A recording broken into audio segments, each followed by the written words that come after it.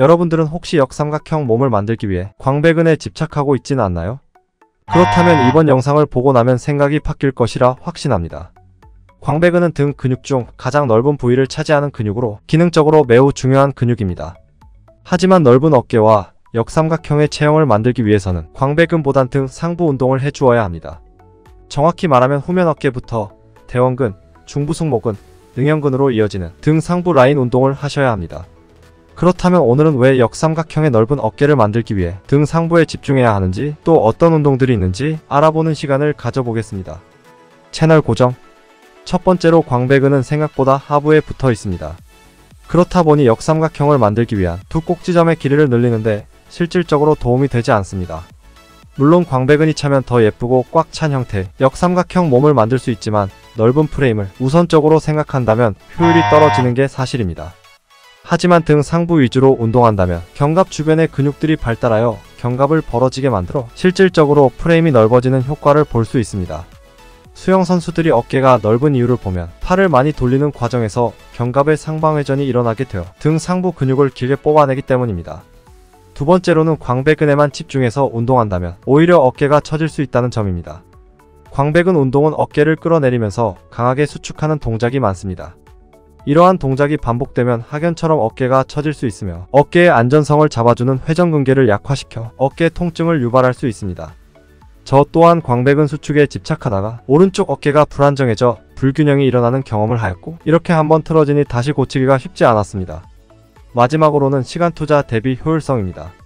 광배근은 초보자가 자극을 느끼기 어려울 뿐만 아니라 유명한 보디빌더처럼 눈에 띄는 광배를 만들기엔 너무 오랜 시간이 걸립니다. 더군다나 광배근의 길이는 정해져 있다 보니 유전적인 한계가 있습니다. 특히나 동양인들은 짧은 광배근의 길이를 가지고 있기 때문에 이를 극복하기란 쉽지 않습니다. 하지만 등 상부 운동은 자극을 잡기도 쉬우며 시간을 투자한 만큼 좋아지는 게 느껴집니다. 특히 견갑에 붙어있는 승모근을 사용하는 운동이 많기 때문에 등의 두께감 또한 챙길 수 있습니다. 자, 그렇다면 이제 등 상부를 타겟하는 운동에 대해 알아보겠습니다. 첫 번째 운동으로 리어 델토 플라이입니다. 리어 델토 플라이는 후면 삼각근 운동 아닌가? 물으실 겁니다. 하지만 등 상부 라인에 후면 삼각근이 포함되는 만큼 후면 삼각근만을 고립하여 하는 것이 아닌 중부 승모근까지 같이 사용하여 동작을 진행해야 합니다. 먼저 손등이 하늘을 보게 손잡이를 잡았을 때 팔이 수평을 이루도록 의자 높이를 조정해 줍니다. 그런 다음 팔을 쭉 뻗어 후면 삼각근을 늘린 상태에서 중부 승모근까지 수축이 일어나도록 팔을 뒤로 젖혀줍니다.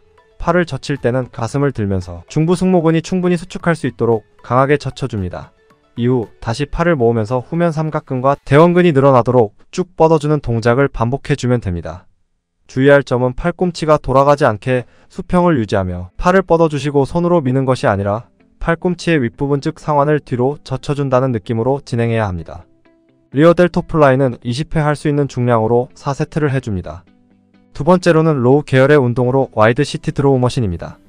그립의 너비는 어깨 너비보다 좀 더 넓게 잡아주시고 하체는 발판에 단단히 접지해 준 상태에서 발을 명치 쪽으로 당겨줍니다. 팔꿈치를 뒤로 젖힌다는 느낌으로 진행하며 팔꿈치가 처지지 않게 상완을 내외전하여 당겨줍니다. 그렇기 때문에 팔이 외회전 되기 쉬운 서머라운드 그립보다는 내외전에 유리한 썸리스 그립을 통해 동작을 진행하도록 합니다.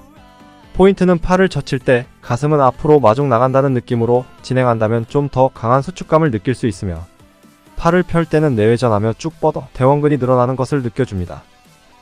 만약 와이드 시트 드로우 머신이 없다면 일반적인 시트 드로우 머신에서 그립을 와이드 그립으로 바꾸어 진행하시면 됩니다. 와이드 시트 드로우는 12회 이상 할 수 있는 중량으로 5세트를 해줍니다. 마지막 운동으로는 언더그립 바벨로우입니다. 바벨로우를 언더그립으로 수행 시 견갑의 수축을 강하게 가져갈 수 있기 때문에 중부 승모근과 등상부를 자극하기에 좋습니다.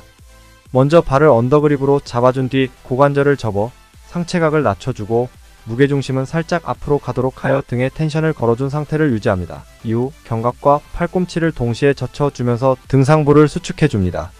바벨로우 역시 팔을 당길 때 가슴이 마중 나간다는 느낌으로 진행하면 좀 더 강한 수축감을 느낄 수 있습니다. 주의할 점은 동작 진행 시 허리가 말리거나 상체각이 변하지 않도록 코어와 고관절을 잘 잡아두고 동작을 수행하도록 합니다. 한 가지 팁이 있다면 팔을 펼 때 엉덩이를 살짝 빼면서 고관절을 더 접어준다면 광배근이 더 스트레칭 되는 것을 느낄 수 있으며 엉덩이의 개입을 증가시키므로 허리 안정성 또한 높아집니다. 언더그립 바벨로우는 12회에서 15회 할 수 있는 중량으로 5세트를 진행합니다. 자, 이렇게 해서 프레임을 넓히기 위한 등상부 운동에 대해 알아보았습니다. 여러분들도 프레임을 넓히고 싶다면 광배근보다 등상부에 좀 더 집중하여 운동해보세요. 이번 영상이 도움이 되었다면 구독과 좋아요 부탁드립니다. 다음번에는 더 좋은 영상으로 찾아오겠습니다.